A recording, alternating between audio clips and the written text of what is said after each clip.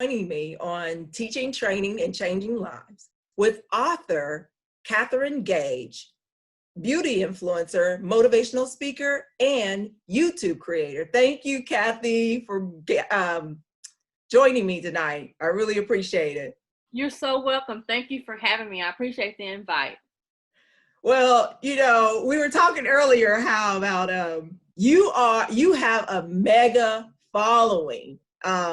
But as I discussed on YouTube and on Facebook, I mean, you just do all kinds of things. Can you tell me, introduce yourself and also tell me about the book that you wrote? Okay, my name is Kathrine Gage. I'm also KGbeautywithin. I'm a YouTube creator, and I'm a wife and a mother, and I have 3 sisters, and I am the oldest. And one fun fact is that my mom had all of us in January, so we're January babies, and we don't like the winter. Really? And I'm married to my wonderful husband, Frederick Gage, and everybody on Facebook and social media know I call him Hubby Babe. And I have 3 daughters. He has 2, and I have 1. My daughter is Jamaica. Then we have Nisi and Freddie. And so we have a blended family of 3. So we don't believe in steps in our home. We just believe that we're all a blended family. And so a little bit about myself. I was a single mom for a long time. I just got married 6 years ago. And my daughter has always been my main focus of why I did everything. She has always been my focus. You know, when I had her, you know, I was a single mother, and my parents helped me out, and so did my sister. So I had a lot of support. I've been in the medical field. I have a background in the medical field as a radiology secretary and also a medical transcriptionist, and I did that for 14 years. And then in 2008, I decided to go back to college. So I left that full-time job and I went back to school. And once I went back to school, I was able to get my bachelor's of general studies and also a minor in social work. And fast forward, we moved up here about 11 years ago. I have an eye disease, and it's called keratoconus. So the rehabilitation for the blind department, it's a real program. They helped me get up here. So they relocated me up here 11 years ago. And so I moved up here with my daughter and my mom, because my mom has been with me for 18 years since my father has passed. And I came up here on a call center job, believe it or not. I worked for a call center, and it wasn't at the state at the time. I worked there for 10 months. And, you know, there was some trying times because, you know, call centers can be quite stressful. And many times I had to question God as to, did you really bring me up here? Right. And why did you bring me up here? And I'm like, did I come up here to fail? Because it was a very stressful job. And, you know, and most people, they like, you took a really good leap of faith, because most people don't move their whole family up to from a whole nother town. I'm originally from Sykeston, Missouri, just for a call center job. I didn't know any better. I was working. I had just got out of college. And when I got out of college, I couldn't find a job. I was trying for everything, trying to get a professional job, and I ended up getting a job. It was for a technical disability, and it was one of the best jobs I ever had, but I only made like $7 an hour. Oh my. And that was back in I guess 2009. I only made like $7 an hour, so I knew that I wanted to do something to better myself for my family. But I worked many hours. I worked almost 100 hours just to make a decent paycheck, because of the fact that I had, but it got me by. Right. But it was such a wonderful job, because I got to deal with people that had disabilities and everything. And I got to made me very grateful and appreciative. And they called me Mama. Mostly everybody calls me Mama Cat. Even in college, I was called Grandma. So, I always was around my grandma.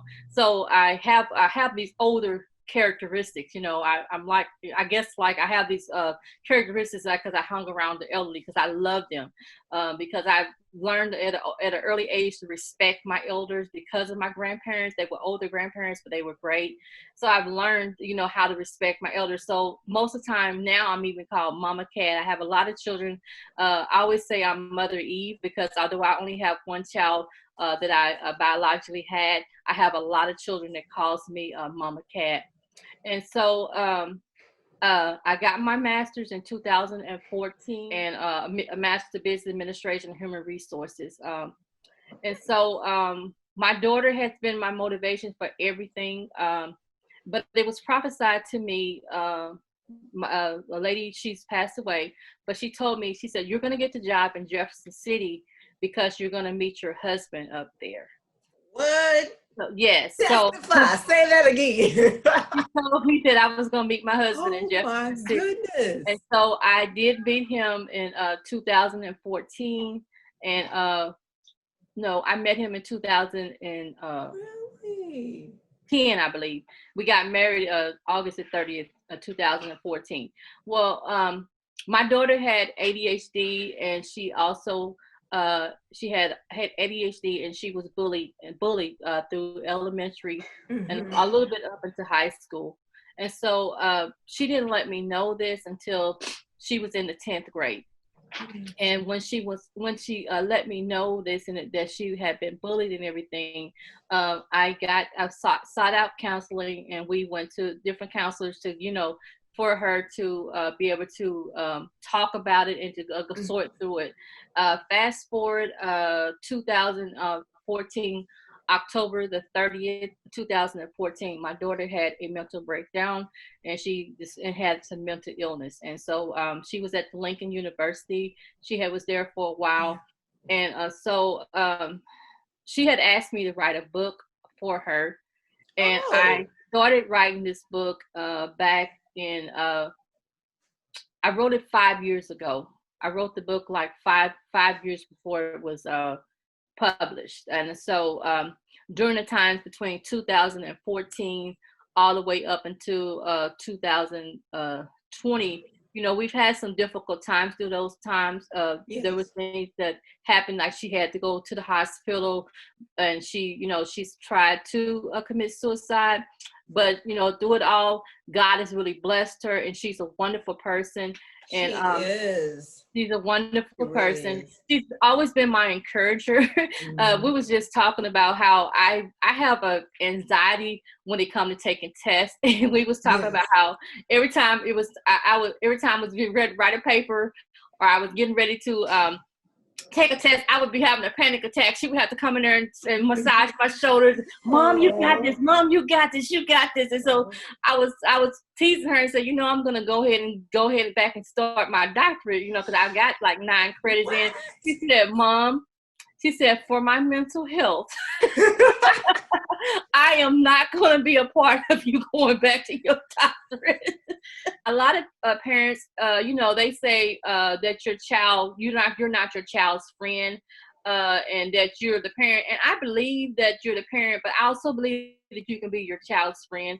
I've always did not agree with that, because I feel like your child should know that you're their friend. They should know that they can come to you for anything, because if a lot of times people suffer alone because of the fact they don't feel like they can go to anyone. So I always have to let her know that, no matter what it is, no matter what you're going through, always come to me, and I'm going to be there for you. And so this is the reason why I wrote the book, and the book is called Fighting for Mika. And this is her. She's so beautiful. Baby. Very beautiful baby, 6 pounds and 11 ounces. But this is a personal story about the bullying and the ADHD, and also the mental illness. And it's a book of just a triumph of, and I'm not trying to paint a fluffy fluffiness in this book. This is a real book. Of course, everything is not in the book, but I put enough in the book that God had laid on my heart so they can bless a lot of parents. So if you are out there and you're dealing with situations with your children that has disabilities, it's to be an advocate for your child. You have to be an advocate for your child. And I have been an advocate for my daughter all of her life because of the fact that she did have ADD, ADHD. A lot of times they was trying to put her into special classes. And I even admitted in this book that I had pride. And so when they did try to put her in special classes, she would test out of the special classes. But I also did not want her to be in the special classes. But if I could do it over and if it showed that she needed to be in a special class, I would have put her in a special class because of the fact. And the reason why I say that is because sometimes it made her be behind a lot of the children because she was trying to keep up with them. And sometimes a child may need special attention, and there's nothing wrong with that. The special education and things like that. And I did have a lot of pride back then, and and that's something I'm working on even now because I'm not a proudful person, but I take everything serious, and I like the way I present myself. It's like I always take pride in my work and take pride in what I do, but at the same time, you also have to be humble. And so that's something that I'm learning. But this book, it was on hold for 5 years. I did not touch this book. And I'm going to tell you what pushed me to publish the book was because my good friend, Janie Hogg, she has a conference on Let the Healing Begin. And we do this every year from the House of Refuge. And so she was telling me she wanted me to be a speaker on that date. And I told her, I said, you know what? The book is ready. I'm going to get the book published. So when she told me about that pushed me because I had put the push to the side and I hadn't even tried to even get it published because of the fact, for the first few years, it was some painful things in it. And I just couldn't write. I didn't even write the book. I started the book and and when God he released me that I could finish the book, I was just on the second chapter and I wrote that book. I wrote that whole book in one night. I wrote the whole book in one night when I really decided I wanted to finish the book and have the book published. God released me because it was so much pain and a lot of things that I went through. It's like when things like this happen, it doesn't just affect the child, but it affects the whole family. And the whole family has to pull together. And I thank God that I do have a family that we pray and we fast and we believe in God and believe in the power of prayer and the power of healing. And I tell you, God has really blessed her. And she's very successful now. She has a job, and I'm thankful for that because there's sometimes when you have a mental illness, there's things that you won't be able to do. Yes. But God has really blessed her in that area, and she's always been a very caring person. So I'm so thankful for everything, and so the book has been out a year. It was published on September 30th, 2019. So it has been out a year, and it's been a very successful book. God has blessed me, to gain some revenue from it, and I thank God for that. But the most important thing is that the message got out there that is able to help someone, because that's why I wrote the book. I didn't really write it for financial gain. I wrote it because I wanted someone to know that there's someone out there that cares for you, because I have two organizations that I have founded. I have founded the Mothers Against Bullying, Fighting for this organization. And then and that's dealing with the mental illness and ADHD and any type of disability. So I have that on my Facebook page. And I also have another organization called the Christopher Glasper Foundation. That's for my cousin who passed away of kidney disease. Oh, okay. I didn't know he was your cousin. I've heard that name. Yeah, that's my cousin. He played football, is getting ready to go pro, but he got a kidney disease. So I did that for him, just for a memory, to bring awareness to the kidneys, the issues of kidneys, because my father had diabetes, and and so different things like that for health issues and things like that. I got that organization started. So I'm just very thankful. God has really been good to me. Yes, you are spectacular. There was so much that you said that is just very interesting.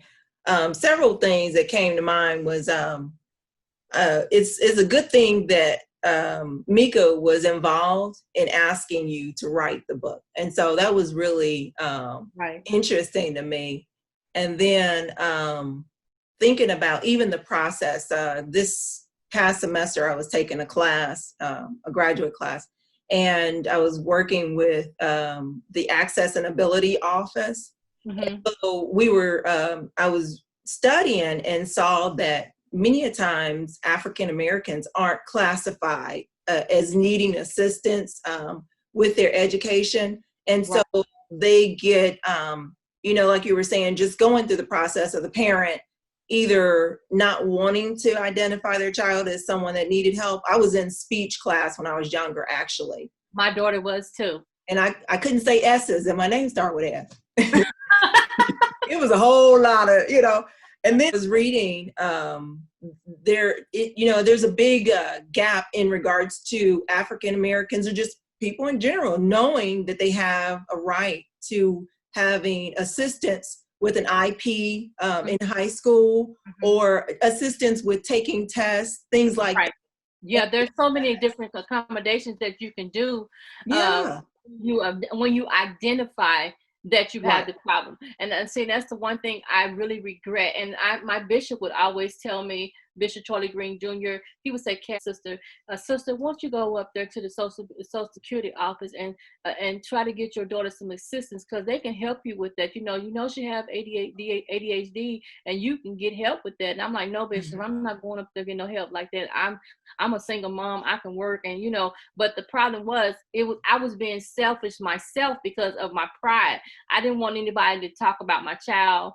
And I didn't want anybody, because this is the way it was. I graduated third in my high school. It was a very small school, but we had like 31 of us. I think 30 of us graduated, and from Scott Central. So I had a lot of pride because I was number 3 in my class, right? And so how can you have a child that's needing special services when you was number 3? So it was all about myself, and and God had to check me on that, and He's like, and I had to apologize to my child. I apologized to her even when she was going through the mental illness. I said, you know what? I apologize to you because some things I pushed you to do that you probably needed more assistance with.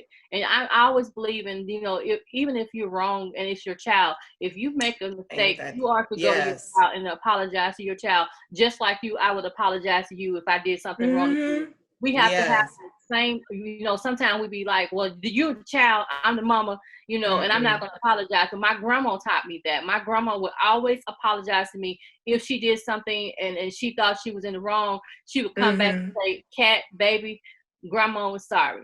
So I learned that from my grandma. And that's a very thing. And a lot of times children go through a lot of hurt because of the fact we don't say those 2 words, I'm sorry. I'm sorry.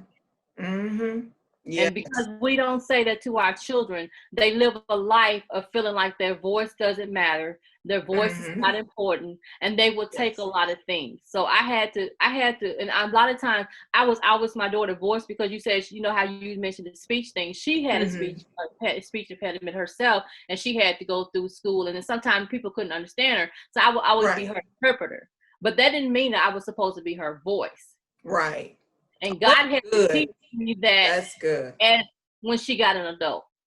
That's good. In high school, during like her elementary through even up until adulthood, I would just answer for her, I would answer for her, and, like even her college, I went up to Lincoln, and I'm the one that got her. She wanted to go to another college, and we was trying to get her into college, but it didn't look like it was going fast enough. And I'm like, okay, she's going to school. So I went to Lincoln, and I got her enrolled in school, and she didn't even know she was enrolled. I just called her and said, hey, you enrolled in school, and you're going to be starting soon. Like that. And that's, and it's good to have taken initiative, but at the same time, when they become adults, we have to start respecting that. And my sister, Gloria, she always say we have to respect them as adults. And I'm like, you're right, and it's a learning curve. There's not a handbook on being a parent. There's just, I wish there was, but there's just not a handbook on being a parent. So a lot of things we learn is through trial and error. But, I'm glad that everything that I've been through, I feel like that everything I have been through has been for a reason, and it's been to elevate and to glorify God. Yes. And she is a very genuine person, and she's a sweetheart, and Yes, I love because she can be very direct too. Like, oh, very direct, very direct. She's not rude about. She is not rude about it, and I love that. I love that about her too. Yeah. I remember like when we was at church and stuff, she would have her hand up. She'll have her hand up to answer a question, and Mother will be like, "Who got a question?" I'm like, "Come here, come here." Come here now, and I would have her tell me what the question was, and if I thought it was going to be too rough for a question, I'm trying to answer the question. So she would never answer trying to be her voice. She's like, I want to speak. And Mother will be like, Mika, you got your hand up, Mika. What you want to say, Mika? I'll be like, oh, jeez, please, Lord. But she's very direct, and I love that about her, though. You know, she's taught me a lot of things as well. You know, because sometimes. I lost my voice when I was, when a lot of times on some of these jobs I was on, I went through, most of the time I was like the only Black on some of my jobs. And so I went through a lot of discrimination on a lot of jobs I have. And so a lot of times I lost my voice. One job in particular, back in KGbeautywithin, I was on a job, and I did not speak in that job for a year and a half. What? You say you didn't talk? I didn't talk to nobody in my office for a year and a half. Goodness. Only when I had to. I would go by myself, and I would cry a lot in the bathroom because they wouldn't accept me. They wouldn't even and the supervisor, she, I did great work, and she just had me under her thumb for like 5 years. I was up under her thumb. I couldn't send nothing through anything. Everything had to be scrutinized by her. And it just amazes me that sometimes how the circle turns and you end up in the same situation. So, but God is good. I just started my business full time this week. So I saw that on Facebook. After 10 years with the state of Missouri, God told me it was time to jump again, and I was like, wow. The first time He allowed me to jump, I'm going to be honest, I got scared. And so I reached out, and I was able to get another position. And the position was a good position, but I went through that, what I was talking about, that circle again, back in that same situation. And there was a lot of crying, a lot of hurtful nights, and couldn't sleep and all that. And I had prayed, and God told me, He said, I already told you what to do the first time. He said, I'm just waiting on you to do what I tell you to do. And so my husband and I talked, and with his agreements, we decided that I'm going to do this. But I'm not too proud. If something works out, and I say, okay, I need a part-time job, I'm not too proud to do that. This, you just have to learn as a business owner, as an entrepreneur. You have to learn what works for your family. And if it's hurting your family, then or if things need to be done, then I'm the type of person, and I'm gonna get it done with the help of God. I'm just not gonna sit here and but I feel so, I don't know how to explain it. I'm nervous, but I feel free at the same time. I feel there is a confidence. There is a peace that surpasses all understanding that will guard your heart and your mind when you trust God. It's like you said, when you start thinking about it and you add everything up, then that's when it's like, oh, if I have to do this. But then when there's a place where when you've obeyed God and you've listened and you're coming out of that, okay, God, I'm just going to trust you even though it doesn't add up and it doesn't make sense. I'm just going to do this. You can't explain it. You just can't explain it. But you know what God told me? And He told me this last year. He said, you jumped before. And He told me that when you moved here, I've jumped several times. When I was working with that one job in KGbeautywithin, I decided I was going to go back to school. I quit a full-time job, and my daughter was still a child, and I quit a full-time job, and I had the rehabilitation for the blind, so they helped me go to school, but I also did not have a job. And I had to get on welfare for a little bit. And And I'm just gonna be honest, that was the reason why I wanted to work for the state of Missouri so bad, is because of the fact that when I went to sign up for welfare, they made me feel so little and made me feel like I felt so little, and I was talked down to. And I just looked at the lady and I said, ma'am, I know you don't know me. I said, but let me educate you on who I am. I get that from my dad. He always said, you don't know who I am. And I said, let me educate you on who I am. I said, I am a single mother, and I have been working for 10 years. I said, I have been working for 10 years. And I said, I've decided to go back to school to better myself. And I said, and let me just let you know that I can take your job today and do your job. No problem. Right. And I'm like, so don't look down on me. Don't talk down on me, because I am just trying to better myself, because I'm trying to make a life for my child and make sure my child have things that she needs. So I said, I can do your job today. I said, all I need is training and I'll do your job. So that was my drive to work for the state of Missouri. Because I wanted to work for the state of Missouri because I wanted to show people how to be treated. Wow. See, that's what I'm talking about. And I did it for 10 years. And you did it. And serve customers. And I did not know that this was leading up to my Mary Kay business, because I've been in Mary Kay 6 years. And I only went, I'm going to tell you the truth. The reason why I went to Mary Kay, because I was getting ready to get married. I wanted some money for the wedding. And that's the only reason. And I had just got my master's. I thought, and I was like, okay, well, I need a business. I want to put this master's to work. So what I said, I want to put this master's to work. So this would be a good business to go into. When I heard about the plan and everything, I'm like, this will be a good business to go into. And then plus I wanted some money. But when I started the business, I got more than that, because our motto in Mary Kay is God first, family second, career third. And that's when I really found balance, because before then, although I had faith, I had wavering faith. I always operated in wavering faith for a long time. Wow. I would pray and I would believe God would do it, and then I would go back and worry. I'm a worryholic most of the time, but God is teaching me how to have faith in Him and not to worry about it. And I'm going to tell you, when you talk about that peace that surpasses all understanding, when I came into Mary Kay with that motto, that has been the motto of my life. And even when Mika got the mental illness, I had to put Mary Kay on the hold. And the director I had at the time, she told me, she said, Mary Kay's been around for 51 years. She said, we'll be here when you get ready to come back. It's time for you to take care of your child. And just to have that, and just to have a company that believes in God. I mean, when you start off, you pray. So you start meetings off of prayer. You talk about God, and you're able to express God. And I always tell God, if I can't put you in it, then I don't want it. Yes. And that's just how it is. Oh my goodness.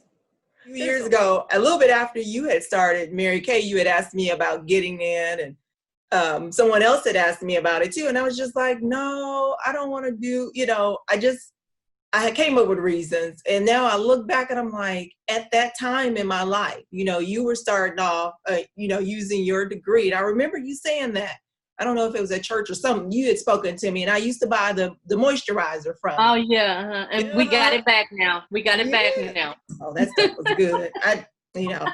Yeah, they did away with it for a minute, and then everybody, by popular demand, it came back. Really? And for me, that was a big investment, because that was $20, and it wasn't like I was paying $20 a month anyway. But I'm learning so much anyway. But anyway, so for me to spend $20 on anything makeup at that time was big for me. And it wasn't. Tell you that was me. I'm gonna be honest with you. When I first started my business, and this is God honest truth, when I did my first customer, when I first got my bag, and I cried. The startup cost?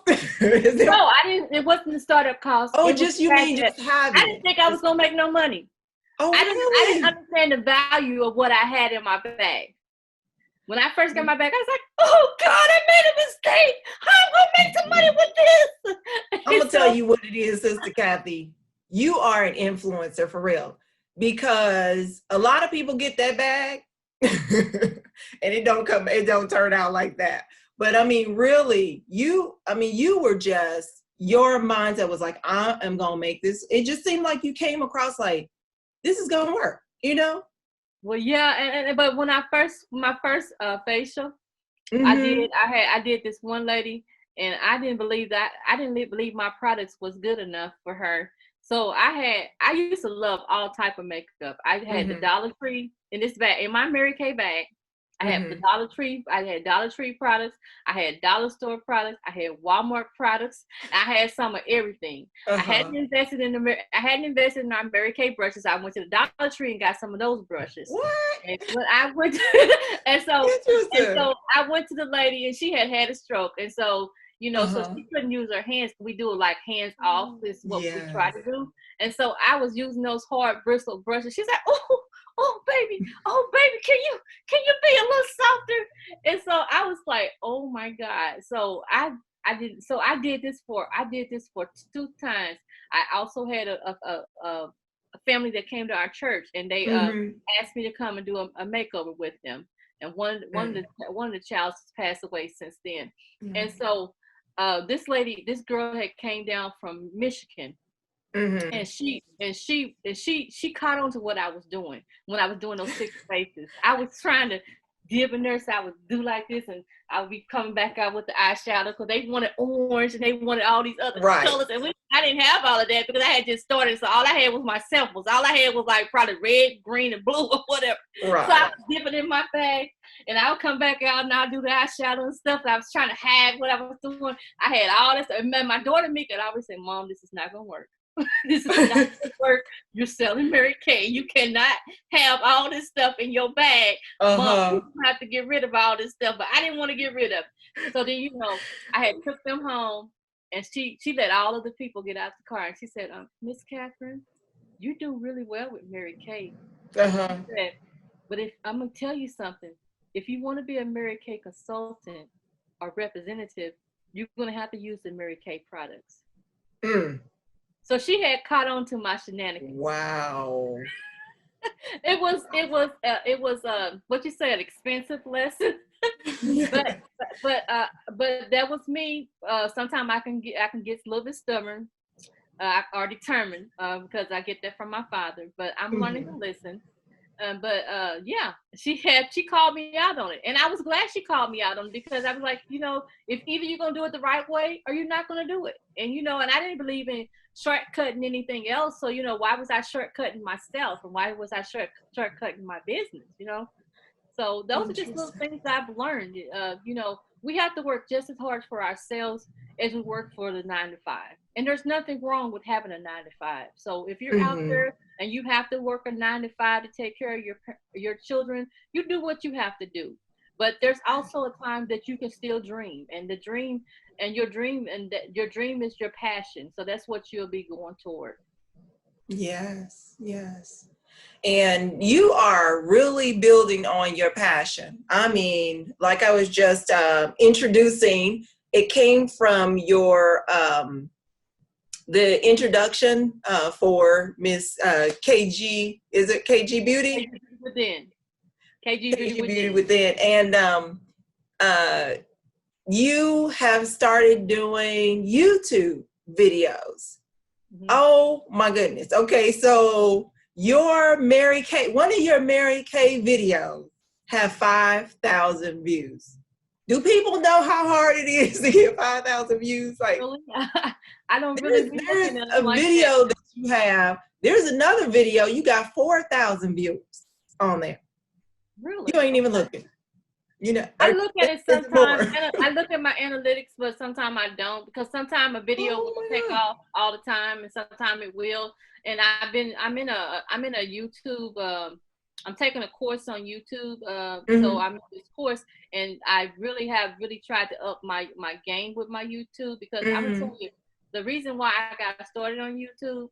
In 2000, I've been doing YouTube since 2014 when I first got didn't know that. when I first got my Mary Kay. And the reason why I got started on YouTube, because every time I had a rejection, and that's going to go into that, how to overcome rejection. This is how I overcame rejection.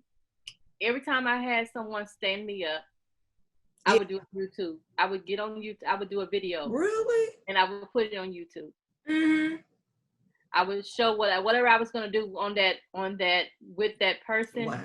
I would do it on YouTube. And that's how I overcame objection. That's how I didn't quit. Because there was many times, this particular time, it was a Sunday. And that's the reason why, as a business owner, you have to set your boundaries. I always said I wasn't going to work on Sundays, but she couldn't meet any other time. And she said that she was going to meet on Sunday. And so, and this might have been when me and my husband was engaged, or we had started talking. So I had got my family together, my daughter, my mom. I had got them fed and everything. And then I just got in my car and I went over to her house. And so I went to the door. I rung the doorbell and everything. So I'm looking at my thing like, did I read the address wrong? Is this the address? So I get in my car and I call her and I call her and I call her. She never comes to the door. Never comes to the door. And so I was like, and so you know me, I'm a crybaby. If you know me, I cry. I cried my eyes out. And then after I got through crying, I said, okay, I'm gonna shoot a video. So I got it. I went in the stand. I went in the Snooks parking lot, and I did an eyeshadow video in the parking lot. Really?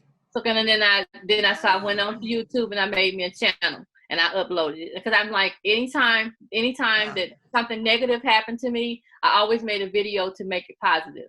And some of those videos from the older days are from videos that are rejection. There's videos just to say, hey, I'm not going to stop. It's because it's educational and I'm not going to stop. You know, you gotta learn how to take the no's with the yeses. And then you have to learn not to take it personal, because everybody is not going to want what you're selling. Yeah. Everybody's not going to want a lipstick. Everybody's not going to want makeup. Everybody's not going to want skincare. So you have to learn to not take it personal and not get mad at them. And not when you see them, you don't want to speak to them. Because, you know, we can be bougie and we can push those buttons of, being bougie and things like that. And so you have to learn that you're in a service. So when you start looking at your business as a service, then you would not worry about the income. The income is going to come as you service, because as you give service to God and you give service to your customers and your audience, that's when the reward is going to come. But if you're sitting up here just worried about money, you're not going to get it that way. It's going to be very hard. You're going to give up. That's why a lot of people give up, because the fact that they're not looking at the service of it. It's a blessing. It's a blessing to be able to teach someone how to have good skincare. It's a blessing to be able to teach someone, and you know what comes with skincare, or what comes with the makeup, because I come from a Pentecostal background, and we didn't even believe that you could wear makeup, and things have changed since then. I was very judgmental at the time. I remember one time I was at church, and this lady, she was praising God, and she was on the praise team, but she had on some red lipstick. That whole service, I could not get with the service. I didn't clap my hands. I didn't praise God. I didn't do anything, because this lady had on red lipstick, and I always would sit on the front row, Miss Church Mama. And I'm like, oh, she needs to sit herself down. She needs to sit herself down, talking about she loved God and she praised God and hallelujah. And you know what God told me? He said, you're sitting up here looking at her lipstick, and I'm looking at her heart. He said, you haven't praised me one time. He said, you haven't said, thank you, Jesus. You haven't said, Lord, I love you. You haven't gave any kind of praise or worship. This woman done got to my heart. Wow. He checked me right in church. He told me, he said, I'm not pleased with you at this moment, because you're not even looking at me. You're looking at someone else. And so that was the time that I was like, okay, God, so when someone had on lipstick, or someone had on blush, or somebody had on something else, or the dress might have not been all the way right, or something like that, you let God deal with them, because you never know what they done went through. And sometimes we can be so judgmental of others, but we don't know what people went through. That's true. Someone that had on a short dress, they might have been out in the streets. They might have been out in the streets selling their body last night. You don't know what they went through. Mm-hmm. And so then we'll not have the love of God in our heart, and we'll be harsh on them. Kathy. You know, and then we'll judge them some kind of way, Mm-hmm. and that we may be the only lifeline that they have. You know, we may be the only refuge they have.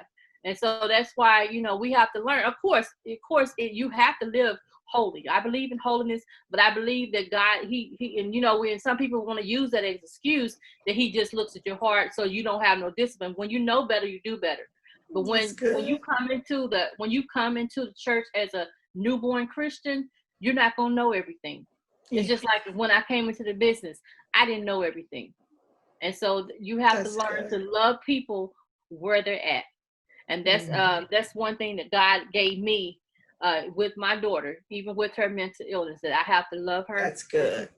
No matter what situation she's in, no matter what circumstance she's in, if she comes to me and tell me, Mom, this is this, I have to love her. Where she. That's good. That is so good, Kathy.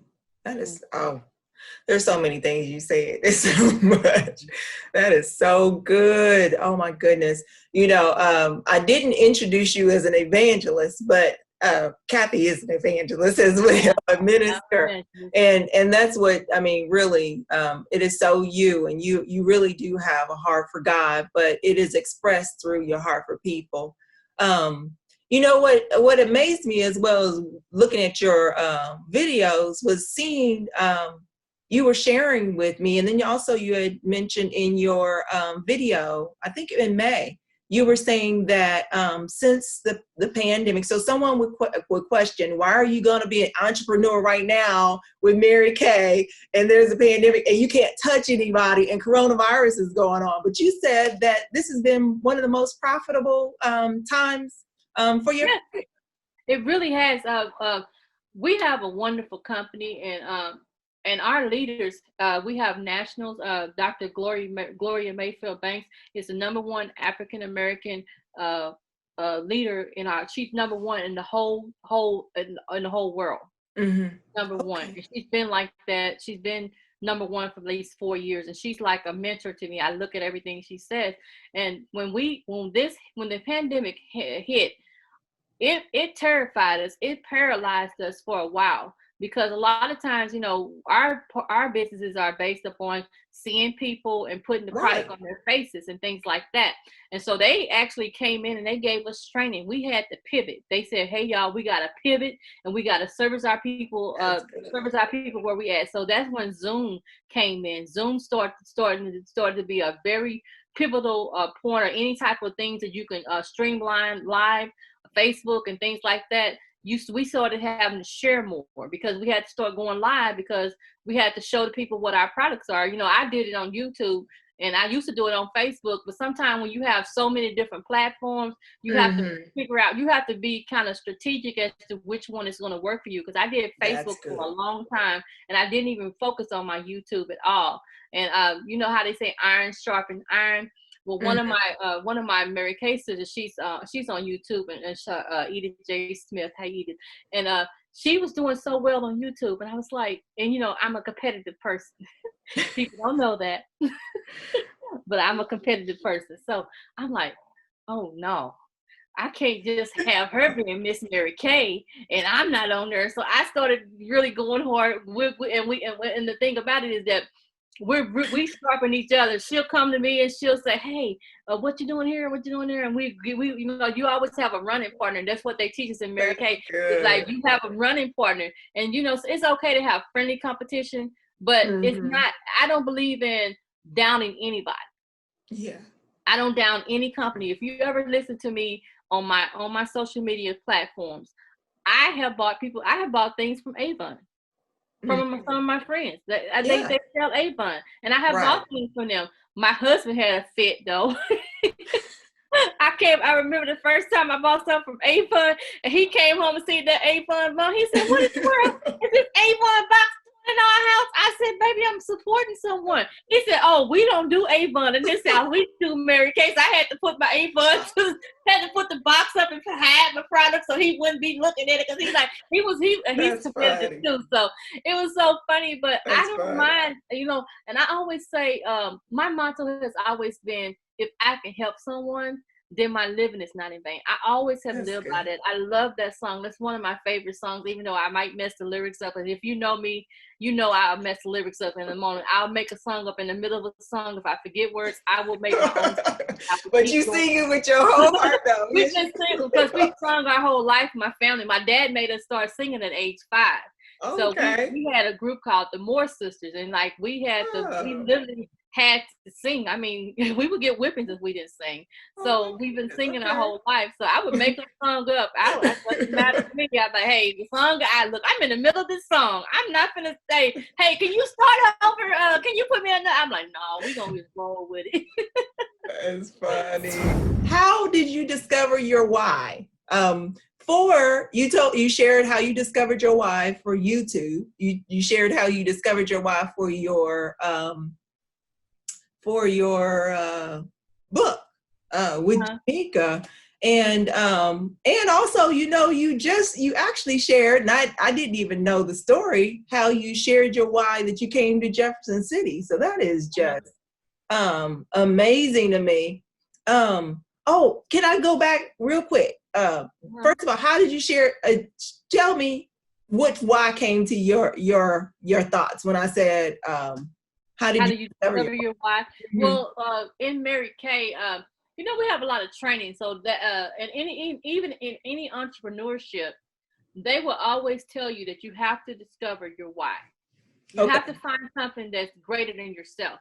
If your why is just that I want to make money, then you're not gonna keep going, because when the money don't come, if you don't sell anything and you're getting a lot of no's, you're gonna stop, because your focus is just on money. But when you put your why, when your why is, they always teach us to make your why so big that it scares you. Wow. And my why has always been my daughter. Mm-hmm. And I told her, I said, Mika, you have been my why for so long. Now that you've grown up, I don't even know how to have a why. I have a husband. That's good. I have a husband, but even then, with my daughter having a mental illness, a lot of times, even when she had got married and everything, I still was like treating her like a kid. I never did let her grow up. And even God had to deal with me, because I chose this picture right here. And God told me, even though Mika liked it, Mika chose I let Mika choose which covering we wanted, because I wanted her to be a part of the process. And I had mine all pink, Mary Kay pink.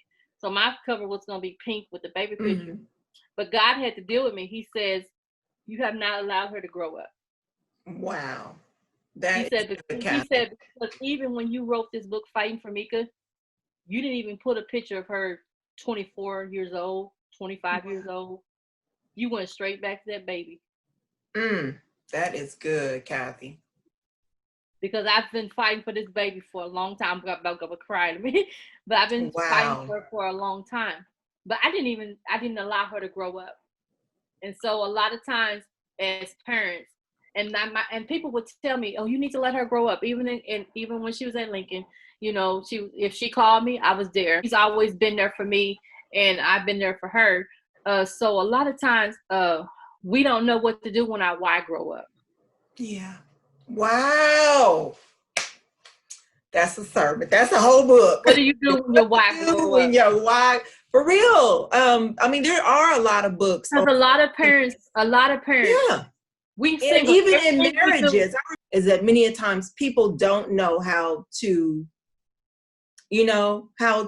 to do when their why grow up, even in marriage. It's taken me a long time to put my husband first, because Mika has always been my why. Yeah, that is good. And I'm single. I was a single mother for so long, up until Mika's adulthood. I believe Mika was 18. She might have been 17 or something when I got married. And then with her having the mental illness, I would baby her. I would baby her like a baby, even though she has her own mind and everything. But I would just baby her. And because your baby was hurt, your child, like, yeah. right. And so I would baby her. So as as a married woman, when you've been an independent person all your life, and you've had your child as the center of your attention and God, it's hard sometimes to put that husband first. I'm learning to do that now. And my daughter, she has helped me do that. She's like, well, no, Mom, you take care of Dad first, and That's good. you take care of Dad first, and then then you come get me, because I'd be like, oh, I'm coming to get you now. And my husband's like wanting more time, and then we'll get mad and we'll say, oh, he's just been selfish. That's good, Kathy. He's been selfish. Don't he see I got a child, I got a mental illness? Don't he see that I'm trying to help someone else? And the Bible, and if you can't help your home, and Jamaica looked me in the eye, and this is what, like a few weeks ago, and that's when it hit me. What do you do when your wife grew up? My wife grew up, and she told me, said, Mom, she said, your wife has grown up. She said, Mom, I'm 25 years old. What? She says, I'm grown no now. Joke. She said, Mama, your wife has grown up. Oh, my Lord. She said, Mama, you got to find another wife. Kathy, wow. Oh, my Lord. She said, Mom, you got to find another wife. She said, your wife is going to have to be your husband. That's good. Your wife is going to have to be grandma or the family. She said, Mom, you gotta let me go. She's like, and she said, I'm gonna be okay, Mom. And and that was the one thing that was hard for me to that is so good. It was hard for me to even decide to resign from my job. It's because even though Mika has Medicaid through her disability, I also would have her on my insurance as well. And so I was just so afraid of, well, what if something happened? What if she have a mental illness, or what if she needs to go to another hospital that doesn't accept the Medicaid? And she, and she told me, and she was the one that told me. She said, Mom, I'm going to be fine. She said, Mom, I have medical. Yes. She said, Mom, I'm going to be fine. She said, I'm tired of seeing you cry. I'm tired of seeing you hurt. And my husband told me the same thing, my sisters and everybody. I have not been myself for probably 10 years. I have not been myself. Wow. I have been through so much of trying to prove yourself when you're African American. And with the times that we're in, things got really rough as President Obama got in office for a lot of people don't talk about it. We go through this all our life is trying to be better and we always have to do things 10 times better than the next person as an African American. And I have went through a lot of hurt and a lot of pain, but I don't let that stop me. I mean, because I'm going to always treat you good, no matter how you treat me. Now, I'm no joke. Don't play me, saying I'm weak, because I'm not weak. I can be very something else but I have to get back in God's spirit. But she was the one that told me, I'm going to be okay, Mom. Wow. Your wife has grown up. And so that's the reason why I wasn't going to do what God told me to do, because I was worried about her. I was worried about, is she going to be okay? Oh my God. He told me I'm going to be okay. He uses people all the time to minister to you. He used a child.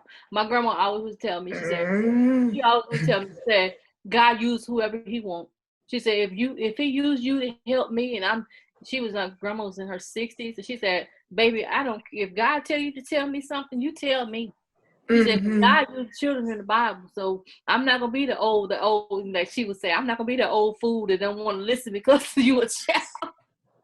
Won't he speak through the children? Oh, Father. He will speak to the children. He will. Yes. Oh, just like I see God using your son in a great way. And who would have thought that our babies would be used so powerful, and sometimes we don't realize that we have what we have instilled in them. We don't realize that we have done, what God has done or what we have instilled throughout in them. And it's wonderful to see that. It's wonderful to see that. It really is. I am so excited about your new beginning. I am so excited for you. for you and you discovering your why, but also accepting a yes to God and just moving in this direction, because I'm telling you, you're doing major things. Even there's so many different things, just even what you've shared in this interview. Mm-hmm. I mean, you about to blow up. you already influencer, but I mean, really, you are. That is amazing. Oh my goodness. I love that. I love it. You know what? And so we had what I've also seen on your YouTube videos. I discovered a new you. So you know how you can think you know a person. Well, I mean, not think you know a person, but I say something at work to my supervisor often that people are multidimensional. And so I'm learning that even within my family, that you know what you know about that person, but you don't, but then there's new discoveries. And so in that, I was just, I mean, there's videos where I'm just like so mesmerized. And so how do you remain authentic? How do you remain you? And when did you find you? Well, God gave me back in I had watched some videos back in the day, when I first started my channel, and it was telling you how to market yourself, and you don't want to just be known as Mary Kay. You want to have something for yourself. You want to have something that makes you different from everyone else, because we all can be business owners, but you always have to have your unique spin on what you do and why you do it. And so I was praying for a name, and God gave me KG Beauty Within. And it's teaching women how to have beauty from the inside out. Right. And being authentic has not always been the case for me, because sometimes I would conform to whoever you wanted me to be. That's good. Yeah, I understand it. Like when back in the day when I didn't talk for a year and a half, I didn't really. But during that year and a half, I didn't talk in my office. But God gave me favor with the CEO of the hospital. Interesting. So I would sit at a table because the people didn't want to sit with me. And my late Aunt Mary, she'd been gone 2 years, and I would call her and she said, "Baby, you just there to work and go home. You're not there to make any friends. You're not there to make any friends. You're there for your family. You're there for your daughter." She said, "If they don't talk to you, then you go sit at a table and you eat your food and you be fine with that." She said, "You don't have to talk to them. You don't have to socialize with them. You're not there to make friends. You're there to make a living. You're there to make an income." And she always had those powerful wisdom, little nuggets and everything. So I would go sit at the table. I would go sit at the table by myself. And one day the CEO saw me sitting by myself. So he came and sat at my table. He goes, "Are you sitting by yourself?" I said, "Yeah." He said, "Well," he told me his name and everything. I can't remember back now because it's been so long ago. And he sat at the table with me, right? And we talked and we laughed. And those people that didn't want me to sit with them or they wanted to have nothing to do with me, they came walking by because they had went exercising or something. And they saw me sitting at the table with the CEO and their mouths dropped. And he was like, "He'll prepare the table before you and the president of your enemy." And so their mouths dropped. And so the next day, he came and sat with me. He brought 2 doctors with him. And the next day he came, it would be just me, and then all the doctors and all the administrators, they would all be at my table with the CEO of the company. Wow. So it doesn't matter if people don't accept you. Wow, it doesn't matter if people don't believe who you are. You have to believe in yourself. And so when during that time when I wouldn't speak or I would water myself down. I have watered myself down because people couldn't take my education. They couldn't take that you're a powerful woman. And I have watered myself down for so long. I had watered myself down for so long that I had actually started to get dumb in a way. I couldn't remember anything. And the guy had told me, he said, "So, are you going to be yourself?" And my daughter used to tell me the same thing, because I'm a copycat by nature. I love to copy, but I don't plagiarize. I love to copy, but I don't plagiarize. So, right there, that's a book right there. Dr. Gloria Mayfield Banks tells us it's all right to copy, as long as you copy the right cat. In other words, it's okay to copy, but you always got to put your spin on something. That's so good. Anytime, that's how you be authentic. You put your own spin on it, and you give the person credit. It doesn't take anything from me to say I got the idea from Dr. Sally Byrne. It doesn't take anything from me. Yeah. It doesn't take anything from me to tell you that you look beautiful, or that I like your hair. A lot of times, us as women, we don't want to lift each other up. We don't want to give anybody a compliment, because we think that's gonna take from us. But actually, it don't take from me. It builds. I already know I'm beautiful. So you go to do that. Yes. You know what I'm saying? And it took a long time for me it took a long time for that self-esteem that I have right now, or confidence that I have. It took a lot of hurt and pain. It took a lot of thinking I wasn't good enough. It took a lot of I'm not worthy of this. And a lot of times when you think you're not worthy, you settle. And I have done all of that. I've settled. I've watered myself down. But when I turned 40, something happened when I turned 40. When I turn, I'm almost 50. I'll be 50 in January 20th. Really? Okay. I'm 49 years old now. I was wondering how old you were, but I wasn't going to ask. I don't mind telling, because I'm thankful. Because your skin look good and you beautiful. Yes, I'll be 50 in January. Wow. And so you learn how to be authentic by going through what you've gone through. Yeah. Everybody has a story. Wow, Sister Kathy. Wow. Author Kathy. Wow. Entrepreneur Kathy. Everybody has a story. Everybody. I saw that one time. I was they had this magazine, the Her magazine. You remember that magazine? And they had an article that said Her Story. Yes. It doesn't matter who name it is. It's like the woman with the issue of blood. She had her own story. She went through a lot of pain, and she went through a lot of just wanting to be healed, just to be going through, conditions in her body, like a total hysterectomy type of thing. And I've been through a total hysterectomy. I've done that I did that last year. So I understand that. And I even think I got that in my book about the woman with the issue of blood. She didn't just press because when she touched Jesus, and Jesus said, "Who touched me?" It was a touch of faith. When he felt the virtue go out his body, he actually felt that faith that woman had. She was nameless. We just know her as a woman of issue of blood. And I believe the reason why she's nameless, so that we can you can put Sally, I can put Kathy, we can put Mary, whatever their name is, you can put your name there. Because we all have issues. We all have issues that will sometimes drain you dry if you're not careful. In your heart, the bitterness, all that type of stuff can set up if you don't have forgiveness. So that's how you remain authentic. You have to, first of all, you have to trust God and know and let him tell you who he is. It's not who man say you are. It's who God say you are. God said we're blessed. Amen. He said I'm beautifully and wonderfully made. Yes. So if he said that about me, it doesn't matter what you say.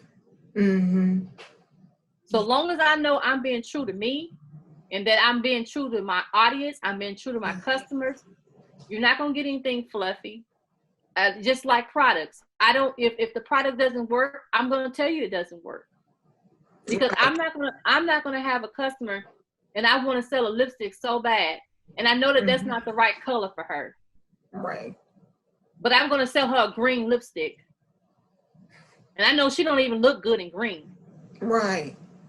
I'm going to say that it's just that color would not compliment you. That's good. How about you try this color? I think you would like this one better. And I always told God, if I have to cheat someone to get the top, I don't want it, because I didn't get it the correct way. So therefore, it's not going to be fulfilling. So you have to learn to be authentic by being who you are, and don't be ashamed of who you are. See, sometimes I'm loud. I'm loud by nature, but I can't stand noise. You can't stand noise? I can't stand noise, but I'm loud. When I praise God, I'm the loudest thing in there. Sometimes when I'm laughing, I'm the loudest thing there. But I guess I get that from my dad. He couldn't stand a lot of noise. I can't stand noise. And Gloria said, how can you, my sister said, how can you be loud and can't stand noise? I said, I don't know. But you just have to learn, to be yourself. That's good. And you have to learn to accept your flaws. That's good. Because we're not going to be perfect on everything. Mm-hmm. But you have to maximize your strengths, and you have to do a self-discovery. Sometimes it's about a lot of times on my being authentic or something. I do this exercise where I call it a brain dump. Okay. I take a sheet of paper. Got one here. I don't think I got an ink pen. You got an ink pen too? But anyway, I'll take a sheet of paper, and on this side here, I'll write down all the negative things I'm feeling about myself. Wow. Okay. On this side here, I'll write down everything that God says I am. Why has God been telling me to do that? Okay, I hear you. Okay. Are you serious? Yes. Like things that are coming to my mind and what I'm feeling. Yeah, it's called a brain dump. Patterns and stuff about the past. Yeah. And then he's like, write down. Then he say, write down what I'm saying. Write down what my word says. Wow. Okay. So it's called a brain dump. And yes, ma'am. They taught this in some of the classes that we did with Mary Kay. And so anything I'm feeling, I would write it here. I'm hurt. God says you're loved. God said you're healed. Or whatever. Yes. I'm not worthy. God said you wonderful and beautiful. Yes. Look, so whatever you said, yes, Lakeisha said she did something similar to that. And that's how she came up with the different affirmations. Her book came out. But yeah. The thing is that you have to silence the negative. Yes. You have to silence the noise of the devil, because the devil is going to tell you so much. And how did Jesus fight? How did Jesus fight the devil when Jesus was hungry? Yes. With the word. He said, it is written. Yes. Yeah. Yes. So she was just talking about that tonight. By your own words are you justified. By your own words are you condemned. So and many times people don't know that inward conversation that we have in our mind, actually it's our voice, and then we internalize it more. It's actually your subconscious mind. Mm-hmm. It's the things you tell yourself. Yes. In your subconscious. And if you don't get those things out of your subconscious, you're going to sabotage yourself. Yes. You're going to say, if I don't get that stuff out of my head, then I'm not going to ever move forward. I'm going to always be paralyzed and crippled. And God had gave me that message a while back about that, about people that are just paralyzed and crippled. The man that was at the Gethsemane, and how he said nobody came and took me to the water.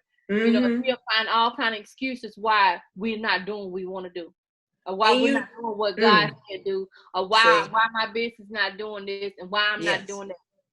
But you got to be willing. You have to be willing to be uncomfortable. And you have to be willing to have to be willing to trust God. And that's something I'm having to learn. And then, like some days, like this week, it's been kind of strange, because, I wake up and I have a goal to do things, and sometimes it works and sometimes it doesn't. But all I can say is it was necessary. Yes. All that I went through, all of the things that even the things that I went through that was negative, it was necessary because it's building me. I'm going to grow from it. For a long time, I've been a night owl. I am just a night owl. I've had that job what I was telling you about when I worked with the disability. I would have to stay up all night, and then I would sleep in the day. So I never have gotten that out my system. I could sit up all night. I literally can sit up all night and work, and then I would want to sleep the rest of the day. And so during this time that I was in with this one position, I took a position where I would work 3 to noon, 3 in the morning, 3 a.m., 3 a.m. to noon. And I did that shift really, really great. It was a great shift for me. I was tired, but I think God did that to me for a reason. not knowing that I was gonna jump again. I didn't know I was gonna jump again. Right. Because I was really trying to make that work, but it wasn't working. But I was trying hard to make it work. And then God said, now, okay, so he finally said, now, are you going to do what I tell you to do? I told you to jump.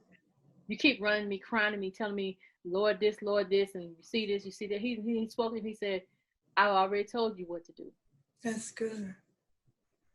And he goes, and so this last time when I finally did it, I was like, I was getting nervous as the time edged on. And I was like, this time I'm going to feel this fear. I'm going to let it ride out.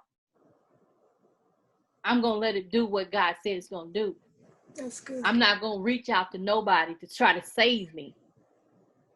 Because when I reached out to get and I ended up getting another position, it ended up being worse than what I had.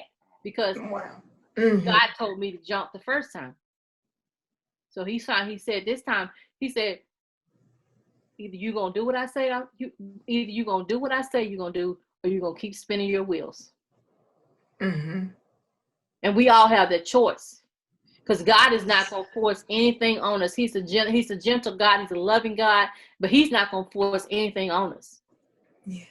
Either we're gonna choose to obey him, or we're going to make our beds hard. Lord, help us. And see how I'm hitting that? That's what you're doing. You're going to keep hitting that brick. You're not going to go forward. You're not going to go backwards. You're just going to keep hitting that brick. You're not going to move.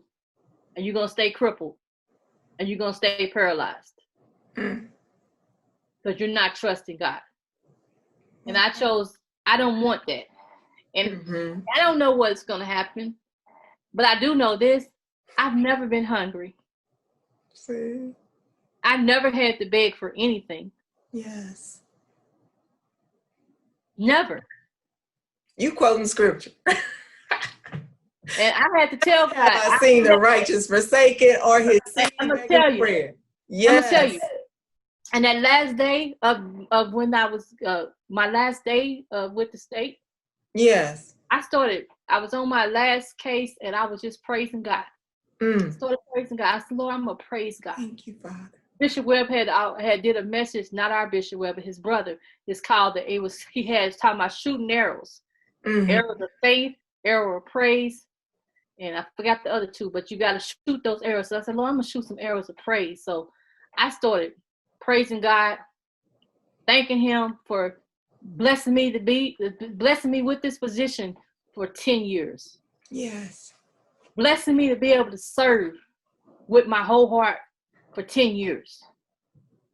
Then I started blessing the Lord bless the citizens of Missouri that I've served. Lord, bless them.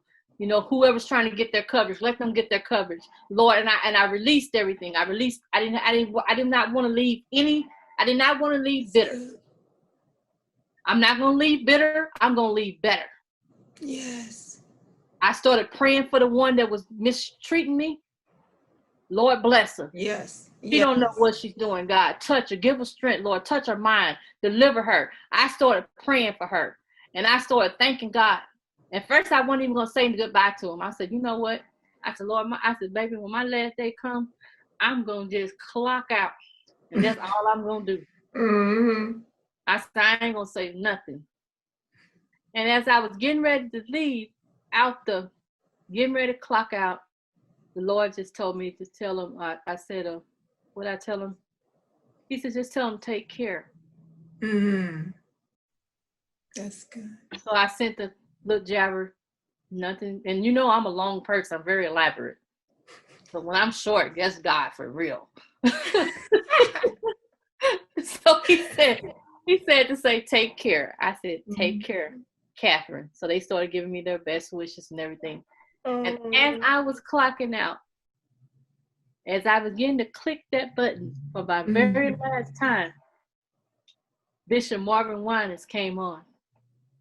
And the song was Let the Church Say Amen.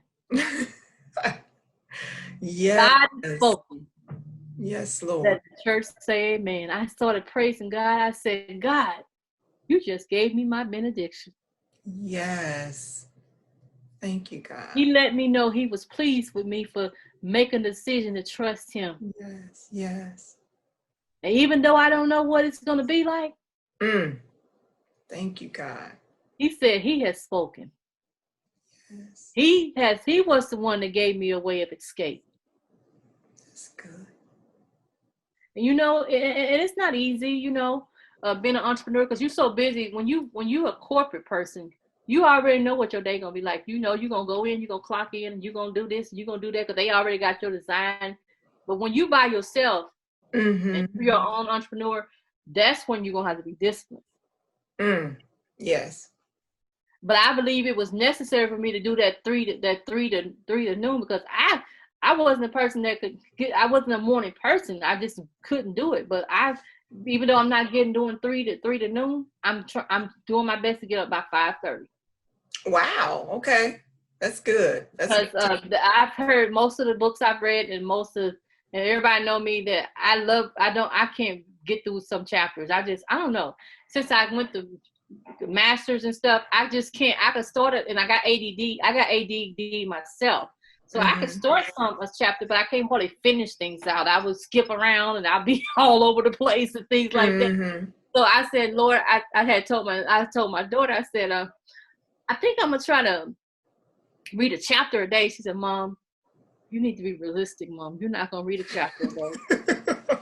She said, Mom, you know you're not gonna read a chapter a day. She said, you need to just say won't you just set some more pages? I said, well, okay, I'm gonna read 10 pages a day.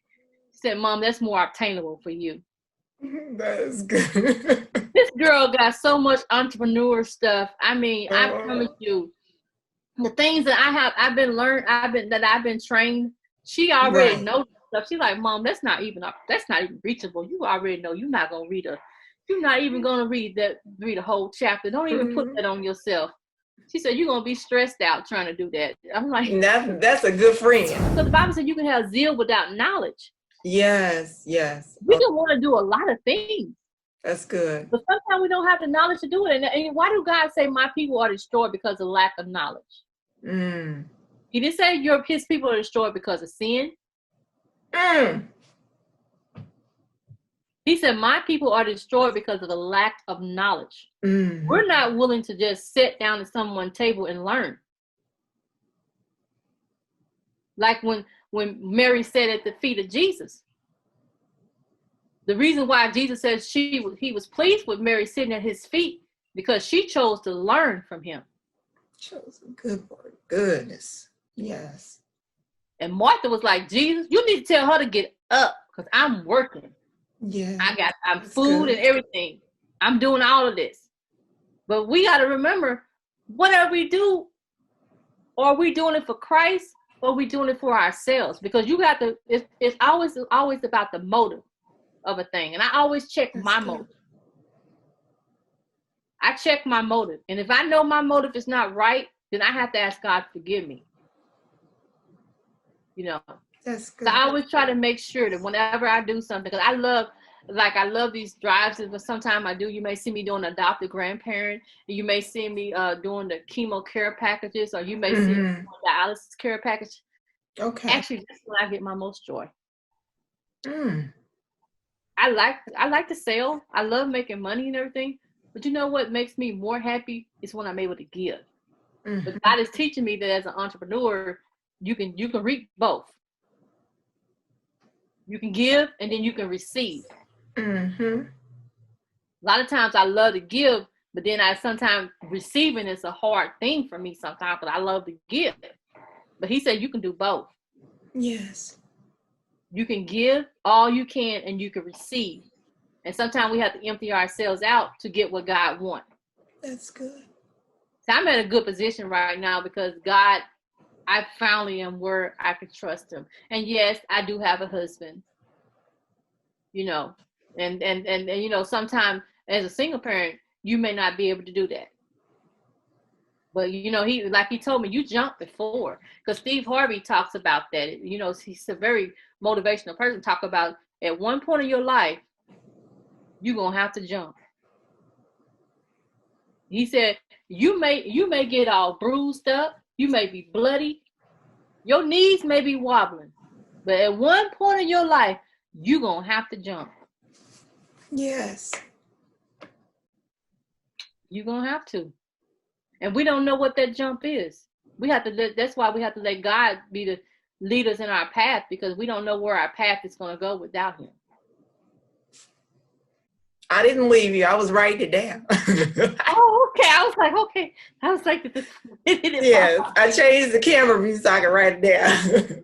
Oh, okay. Yes, we're gonna have to make that the intro. At one point in your life, you're gonna have to jump. Wow. And you know what, Sister Kathy, KJ Beauty with the KG Beauty, right? KG. Actually, they said that more people. I don't know if you heard of Lynn Richardson.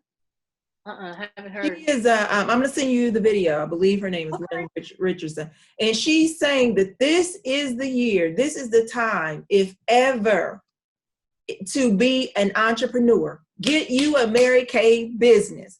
Get you some type of business. She said because business owners, she said during the COVID-19 thing, they could apply for grants and apply for relief, that because they had established themselves as businesses, she said they got all kind of money because people legitimately had businesses, home businesses.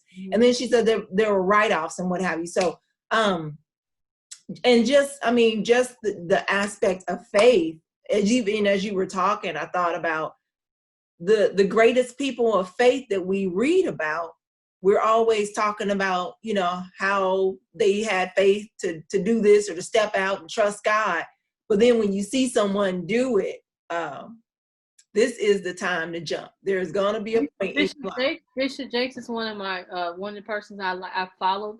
Matter of fact, he was the one that really led me back to Christ when Mika was born, and I was in a bad relationship.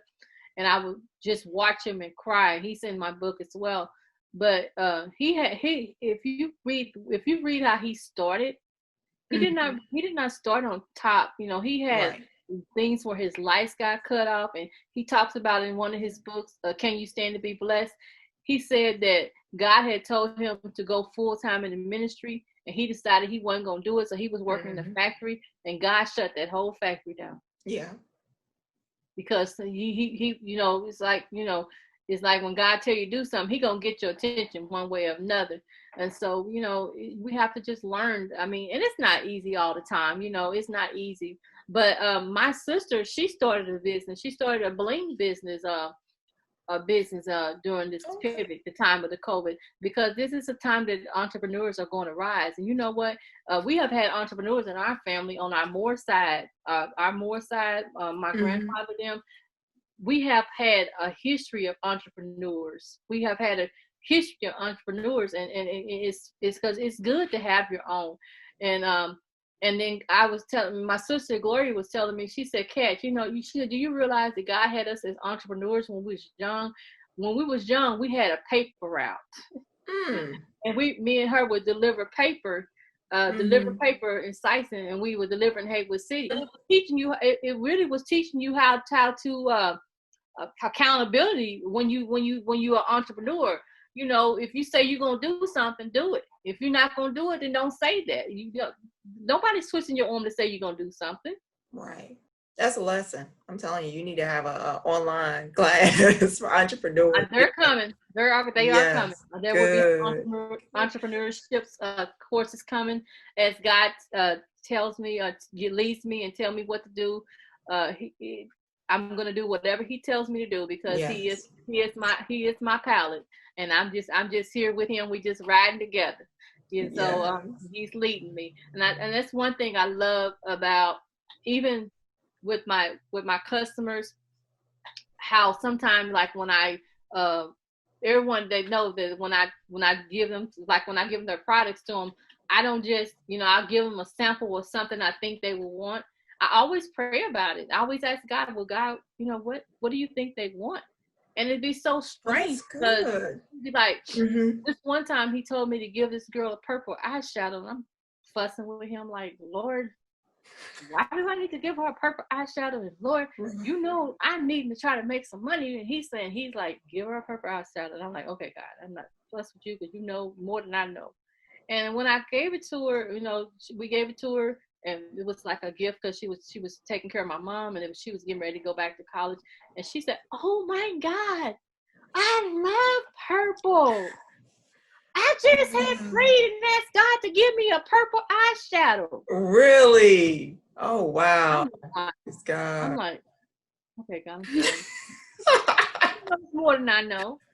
One time he told me to put a to-do list in a customer bag, and I'm like, a to-do list, Lord, for real? So just a pad that was a to-do? Yeah. Okay. Yeah. I don't got nothing to do with no Mary Kay. It don't got nothing to do with no lipstick or anything. I said, you want me to put a to-do pad in there?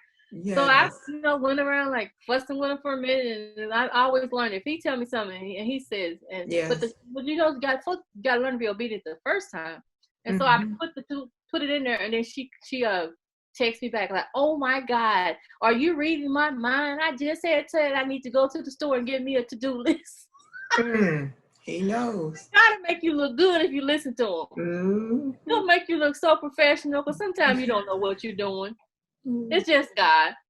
Well, Sally, I really have enjoyed you, and I've learned a lot from you tonight as well. And I just want to encourage you to keep on doing what you're doing. You're doing a wonderful job. I love this segment. And, you know, as God keep using you, you're going to grow. Thank you. So I really have enjoyed this time. I've enjoyed the sincerity of what you're doing. A lot of times we don't understand why you're doing it. But just being able to spotlight someone is also going to spotlight you. Wow. I love hearing people's stories, and I really thank you for you being authentic. You always, you know, just amazing, and just sharing. And I love when people talk. A lot of times things come out, and stories that you wouldn't have ever thought about telling a person comes out, and that's good. The emotion that you shared, and you know, you're doing your dream. Well, thank you. God said he takes the foolish things to confound the wise. So sometimes things that seem foolish to us, like I remember one time God told me to put mascara in one of my friends' chemo care packages, and I wasn't even putting that in there, but he told me to put it in there. So I personally took it to her because she was a friend of mine, and so when I went there, she cried because she's like, "Wow, all my eyebrows have left. You know, since I've been doing chemo, I don't have any eyebrows, and I've been wanting some eyebrows." And she's like, and my eyelashes have left. Yeah. So I sat there that day, and I took the mascara out. I said, I fought over this mascara, but now I see why I did it. So I, put the mascara on, and we got her lashes and made her up a little bit, because she always loved to wear makeup. But she was such a influence. She really was very positive when she was going through Prashunda Johnson. She was so positive when she was going through that cancer. She taught me something about being thankful, about being grateful. We getting ready to go to radiation, talking about, "I'll be back, y'all. I'm finna go get sapped." And just keep on walking. Wow. I was like, girl, I'm like, it taught me something, So God he will bring people into your life to teach you. But one thing I just wanted to say, as you was talking, I heard God say, "Despise not humble beginnings." So don't despise it, because I have humble beginnings, and that right there, while God's saying, he told you to treat me like a star, that is wonderful, because sometimes people feel overlooked. And for a long time, people have overlooked me, but God always have told me and let me know who I am. And I remember one time somebody had told me, they said, "You're powerful. You don't know who you are." I said, "Yeah, I know who I are. Yeah, I know who I am." I said, "Y'all just need to find out who I am." Yeah. I know who God has made me to be. And I'm so thankful that he has he's just a wonderful God, you know. I give him glory. And even I remember a lady, she had messaged me and she had said the spirit of entrepreneurship is on you. She told me this last year. Oh, wow. Probably at the time that God had told me to jump and I didn't jump. Mm-hmm. I'm like, whatever. Yes. Yeah, okay. Thank you. Bye-bye. You know, but I'm thankful. I am thankful. And like the old folks say, I believe I run on and see what it's gonna be. Yeah. Everything you have need of, you already have it. God said to me, he said, see, there are some things in life that are free and somebody else just has to show you how to get it and access it. He said, then there's other things that are being offered to you at a cost. But if you just look in the right direction and make that request, you can have it. And so every time I need something, Sister Kathy, it's right there in my house. Even like clothes and stuff, we buy too many clothes to be true. So if you go in your closet and you know, like really, like you said, just knowing where to cut, girl, you don't know. You remind me of I'm gonna leave with this one. I did a because I have a what you call it, a podcast. Yeah. And okay, I didn't know that. Everything you need. And my Aunt Mary passed away, but she was a great cook, a great chef and baker, and she, you know, people had her cooking and she catered and all that. But my cousin came back to take care of her while she was with cancer. Now he's taking care of my uncle who has the Alzheimer's, and he said he went and found his Aunt Mary's old recipe, and it had like lasagna and all the meals that he had when he was younger. And so he got the recipe, and he said he decided one day he was gonna cook it, and he was like, he thought he was gonna have to go buy most of it, but he said, if I know my mama got it in this house. He said, I done cooked a lot of times. He said, but when you cook and everything you need is in the house, you cook a whole lot easier. Yes. So God already got everything we need. Yes. We just have to ask for it. But he said, and so I did a podcast about everything you need. It's a lot easier when you know that God has everything you need. And we're not in this alone.